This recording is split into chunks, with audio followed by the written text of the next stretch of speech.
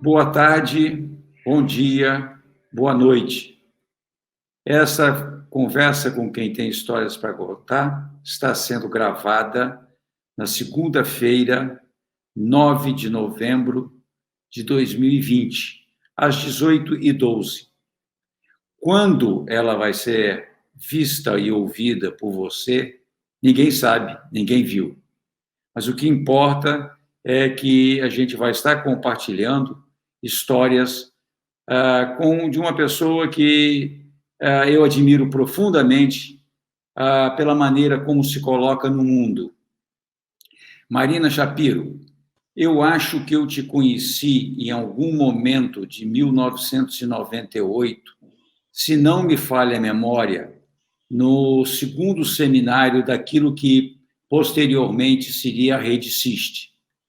O seminário de Mangaratiba, a exemplo do primeiro, que foi em Gramado, nós estávamos com colegas uruguaios, colegas argentinos, com colegas brasileiros de diversas, daquele embrião da Rede Siste, e você, à época, era uma mestranda.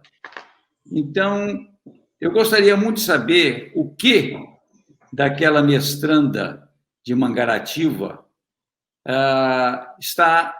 ainda habita a Marina, professora de hoje. Bom, boa tarde, boa noite, bom dia, como você colocou. Primeiro, é um prazer enorme, né, Arlindo?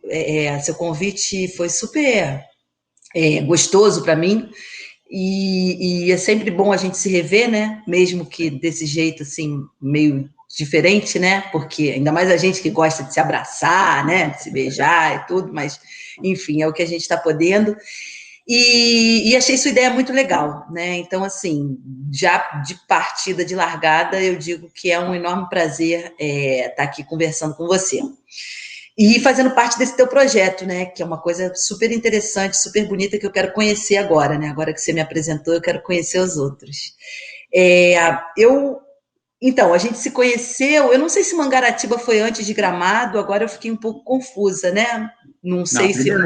A primeira reunião em Gramado foi em dia 2 de dezembro de 1997.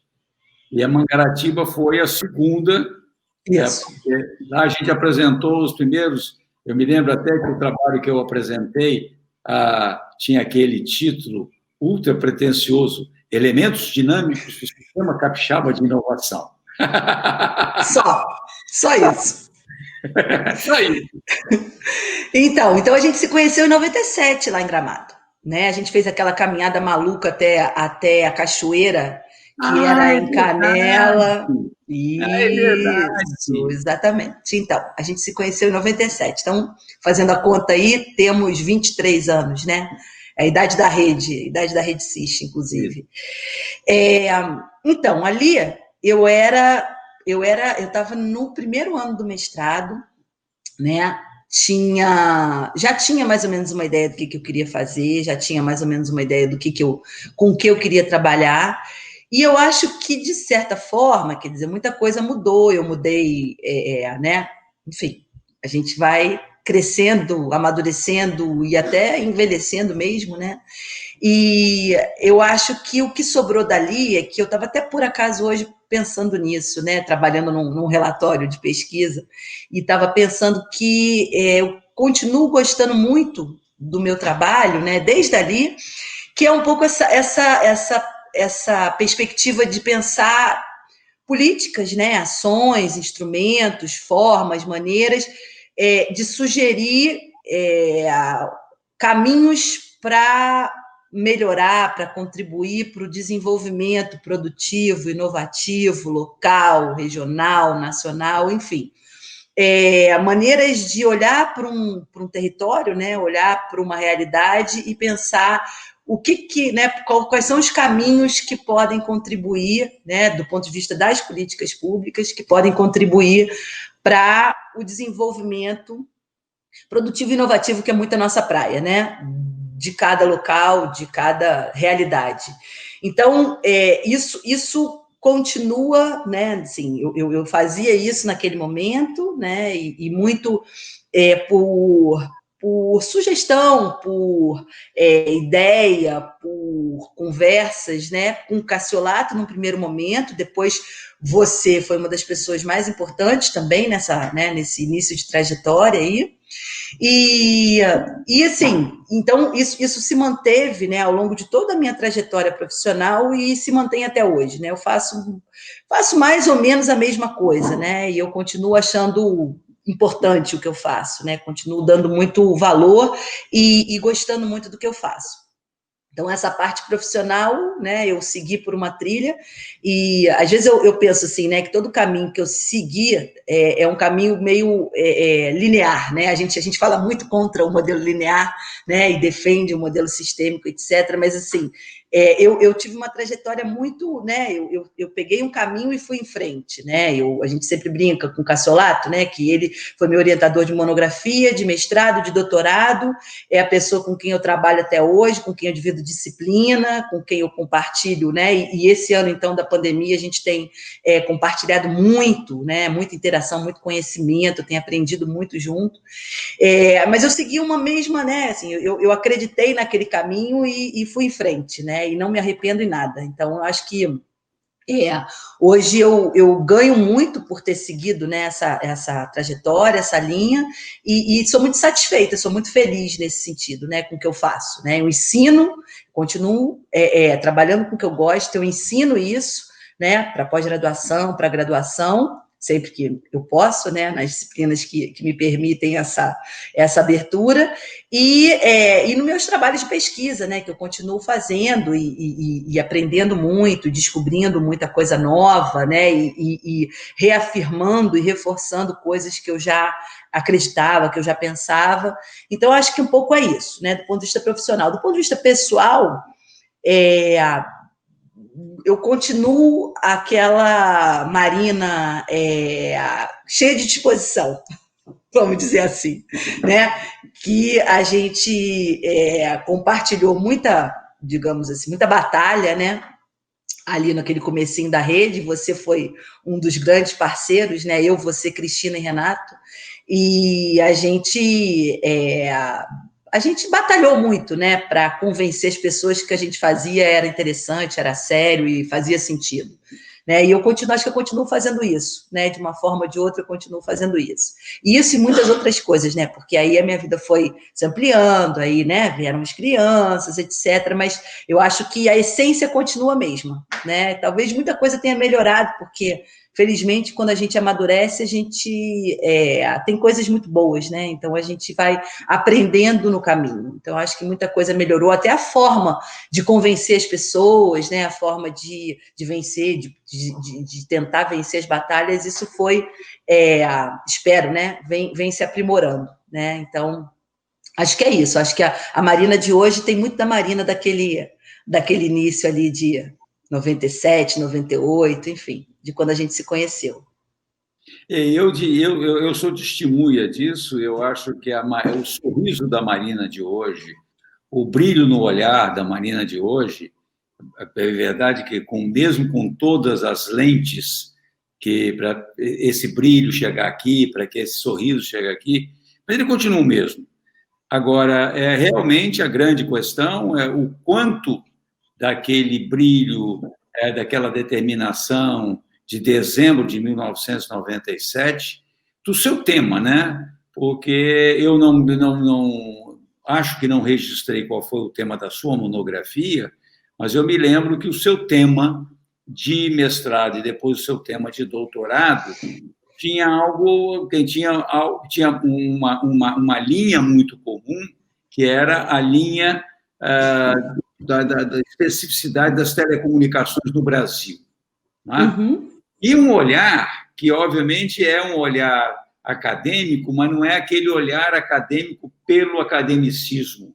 Era o olhar acadêmico para quem se aproxima da realidade para criticá-la e, ao criticá-la, propor mudanças. Não é?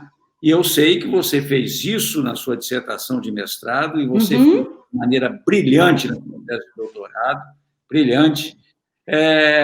Mas a minha pergunta agora, Marina, o que de possibilidades que existiam quando da sua dissertação, que de possibilidades de política quando da sua tese foram roubadas pelo golpe de 2016 e que, obviamente, estão aprofundadas por esse neoliberalismo absolutamente superado, que é o que tudo indica, que ainda sobrevive no Brasil, porque na forma e no conteúdo que está no Brasil, ela já morreu, que eu saiba, praticamente em todos os países. O que foi roubado dessas possibilidades de política que faziam os seus olhos brilhar no mestrado e faziam os seus olhos brilhar de forma muito, muito marcante quando do seu doutorado? Deixa eu fazer um parênteses, quem está nos ouvindo, o tema da Marina é telecomunicações, tá? Então, é para ficar claro, está parecendo que então vai ser todos procurando sua dissertação de mestrado, sua tese de doutorado para descobrir telecomunicações. Então, tanto a dissertação quanto a tese, né, o objetivo ali foi mais uma vez, foi uma continuação, né? Houve uma linha de continuidade entre os dois trabalhos, né? Minha dissertação, eu analisei o processo de desenvolvimento do sistema de inovação em telecomunicações, então, como que ao longo da década de 70 e 80 ocorreu no Brasil, junto com outros setores, né, como petróleo, né, como o caso da aeronáutica, né, como algumas áreas, assim como outras áreas produtivas, né, áreas econômicas no Brasil, eu analisei como se desenvolveu esse sistema de inovação e de telecomunicações e o que resultou de todo esse esforço, né, em termos de capacitação produtiva e inovativa. E depois, na tese, o objetivo foi analisar todo o processo de reestruturação que estava acontecendo no Brasil, que culminou com o processo de privatização em 98, e, ao mesmo tempo, comparando o que estava acontecendo no Brasil com o que estava acontecendo na Espanha, né? E aí, por que a Espanha? Porque, como logo no início dos anos 90, quando o processo de abertura, de privatização, liberalização das áreas de infraestrutura na América Latina como um todo estavam ocorrendo, a Telefônica foi um dos primeiros atores, né, que vieram para a América Latina, para o Brasil. Não foi o primeiro lugar, acho que, se não me engano, foi o primeiro lugar onde eles compraram uma empresa, foi no Chile, se não me engano, Chile ou Argentina, no iníciozinho dos anos 90. Então, a ideia de olhar a Espanha era porque a Espanha, apesar de ter uma operadora, né, que ali nos anos 80 tinha o mesmo nível de desenvolvimento, de capacitação do que a nossa operadora, Telebrás, na época, ela aproveitou, vamos dizer assim, né, o Estado espanhol aproveitou o processo de reestruturação e, através de toda uma estratégia de médio e longo prazo, né, através dessa operadora, né, da Telefônica, conseguiu promover, né, não só o aumento da competitividade da operadora, né, que era muito mal vista pelos espanhóis durante a década de 80, eu estive lá e pesquisei, e conversei com muita gente, então você tinha, né, um olhar um pouco parecido com o que se pensava, né, aqui no Brasil, em termos dos serviços de telecomunicações, era a mesma percepção na Espanha, mas a Espanha, ao invés de adotar um modelo de privatização como a gente adotou aqui, adotou um modelo de privatização diferente, né, então privatizou a operadora, mas manteve o domínio, manteve, né, a capacidade de decisão, principalmente relacionadas às decisões estratégicas da empresa, nas mãos de empresas e capital local, né, espanhol, no caso. E, além disso, todo esse processo de privatização, reestruturação, abertura do setor de telecomunicações lá, ele também veio casado com um projeto, né, isso foi talvez o mais interessante a informação mais interessante que eu consegui obter quando eu estive na Espanha, que eu fui fazer o sanduíche em 2004, onde eu tive a oportunidade de conversar com uma empresa que eu acho que nem existe mais, mas chamava Telefônica Internacional, que era a empresa da holding que era responsável por todo o processo de internacionalização da empresa, da companhia. E eles disseram claramente que, quer dizer, no momento, né, no processo de privatização, houve uma negociação onde um dos objetivos do Estado espanhol era que a Telefônica partisse, né, para fora, ou seja, se passasse por um processo de internacionalização com foco principalmente no mercado latino-americano, que estava abrindo e privatizando todas as empresas, e de alguma maneira isso contribuísse para o desenvolvimento produtivo e inovativo na Espanha, né? Obviamente não nos nossos países, mas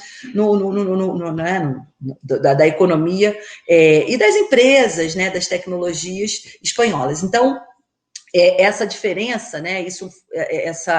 Essa interpretação do que estava acontecendo ali, né? A gente teve contato ali pelo início dos anos 2000 com essa estratégia, né? Através de textos, através de uma economista chamada Ruth Rama, que não me lembro exatamente, mas ela veio ao Brasil e, enfim, o Cassolato conhecia ela, a gente conversou e tal, e a gente achou bem interessante essa possibilidade de comparar os dois casos.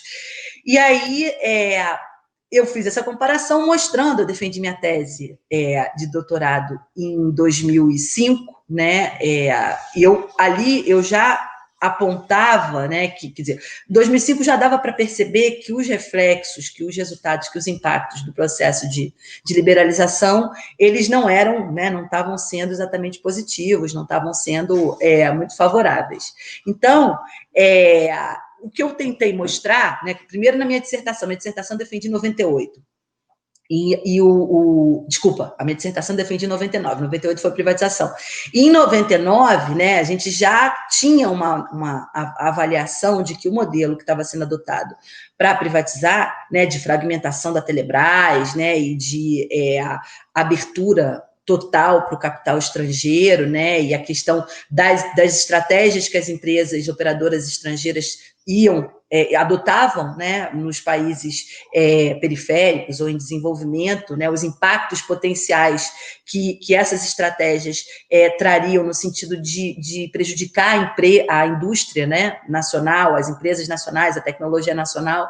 Toda essa discussão eu já trazia ali na dissertação, mas na tese, né, que aí já tinha alguns anos passados, a gente, infelizmente, né, quer dizer, já mostrava um pouco o resultado desse processo. Então, o que resultou dessa história toda é que, em função do modelo que se adotou, toda a capacitação produtiva e inovativa, ou quase toda, né, não dá para dizer toda, porque a gente ainda tem algumas empresas nacionais, pequenas, médias, muito poucas, mas a maior parte, né, desse processo, dessa capacitação, ele foi simplesmente se perdeu, né? A gente sabe, né, a gente estuda inovação, a gente sabe que construir, desenvolver capacitação é muito demorado, é um processo muito lento, né? O processo inovativo é um processo lento em geral, né? Que envolve muita incerteza, que envolve muito investimento, que envolve muito risco, mas que muito rapidamente se destrói, né? Capacitações demoram a ser construídas e muito rapidamente se desfazem.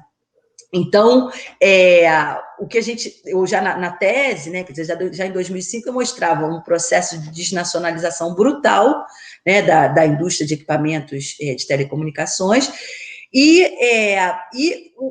né, quer dizer, como as operadoras, na sua maior parte, elas eram operadoras internacionais, elas vieram para o Brasil e passaram a desenhar suas estratégias de compra, né, e de desenvolvimento produtivo, inovativo, de uma forma global, né, quer dizer, elas não faziam, as empresas, a Telefônica nunca fez compra de equipamento só no Brasil, ela tinha uma estratégia global de compras que ela comprava para todos os países da América Latina e, inclusive, para a matriz na Espanha. Então, isso fez com que o espaço para os produtores, os desenvolvedores, né, e para a própria tecnologia nacional fosse cada vez diminuindo mais e praticamente tenha sido extinto, né? O que a gente tem hoje são empresas pequenas que operam muito em nichos de mercado. Aí, claro, né, no meio desse processo de 2005 para cá, teve alguns esforços, algumas tentativas, sobretudo até 2015, né? Mas aí já eram tentativas mais pontuais e que com impacto, né, muito relativamente pequeno do ponto de vista do desenvolvimento dessa indústria. Então, o que aconteceu, né, eu resumiria, né, o espaço que hoje tem para discutir esse tema, eu praticamente parei de estudar esse assunto. Né? É um assunto que me interessa, continua me interessando, a gente trabalha sobre isso em sala de aula, né? A gente está agora no curso de pós-graduação com 2 ex-funcionários da Embratel e atuais funcionários da Anatel, então a gente acaba discutindo muito isso, porque, né, como você sabe, quando a gente faz uma tese, a gente nunca mais para de falar sobre aquele tema, mesmo que ninguém mais tenha interesse nele, isso não faz diferença, né? Mas, de toda forma, o espaço, quer dizer, essa discussão, ela ficou muito limitada e ela ficou praticamente, né, extinta, porque você não tem mais o que discutir, você não tem mais essa base industrial aqui. Né?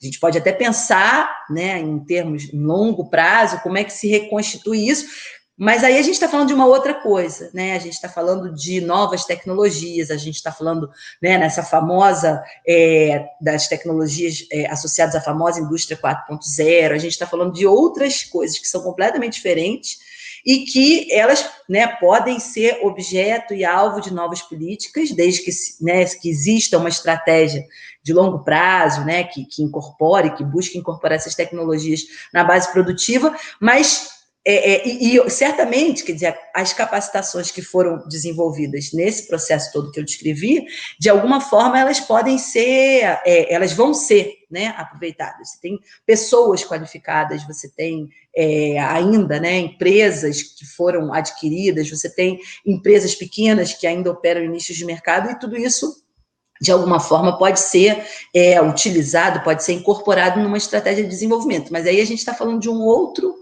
caminho, né? É até um caminho que a gente vem, de alguma forma, discutindo. Mas o que aconteceu nesse processo todo, né? E aí, assim, tem a minha passagem na FINEP, né? Que foram 2 anos, de 2008 a 2010, antes de eu fazer o concurso para professora da UFRJ.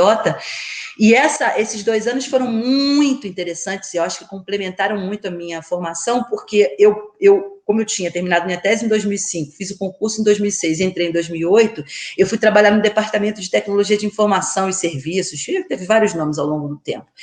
Mas o departamento, ele tinha por objetivo, né, eu era analista de projeto, tinha por objetivo fazer análise de projetos submetidos por empresas e por instituições de pesquisa, ou pelos dois conjuntamente, no âmbito dos editais de subvenção e nos editais cooperativos. Né? Então, o meu papel ali durante 2 anos, junto com meus colegas, era de analisar as propostas das empresas e, né, contribuir no processo de avaliação, que era um processo, né, muito criterioso, etc. Mas foi muito interessante, porque aí foi uma oportunidade que eu tive, né, de vivenciar todo todo o conhecimento que foi acumulado ao longo do mestrado e do doutorado, né, na pesquisa, mas de pegar todo esse conhecimento e aplicar na prática, né, e, ao mesmo tempo, complementar esse conhecimento com um olhar da prática, né, de como é que a empresa, né, assim, desenha um projeto de inovação, né, como que você não consegue entender a inovação, uma coisa que a gente ensina, né, mas você consegue observar na prática, como é que a gente não consegue, a empresa não pensa na inovação, né, como um projeto isolado, né, ou pelo menos aquela inovação que tem alguma perspectiva, né, de sucesso. Essa inovação ela tem que fazer parte de uma estratégia produtiva, né? Não existe, o Luiz Martins sempre fala assim, não existe um projeto de inovação, existe uma estratégia de inovação, né? Então, essas questões, né? E como que a empresa desenvolve, implementa, né, dá continuidade a esse tipo de estratégias inovativas. Isso foi uma oportunidade que eu tive de aprender e de ver na FINEP. Né? E, ao mesmo tempo, ali também, né, quer dizer, a FINEP acho que ainda né, a principal instituição, a principal agência implementadora de política de inovação. Claro que quando tem inovação, quando tem política de inovação, né? Agora, por exemplo, não é o caso, mas ela tem esse papel. Então, nesse período lá, foi possível, né? Isso foi muito rico para mim, foi possível entender assim, os avanços, né, as possibilidades e as limitações das políticas de inovação.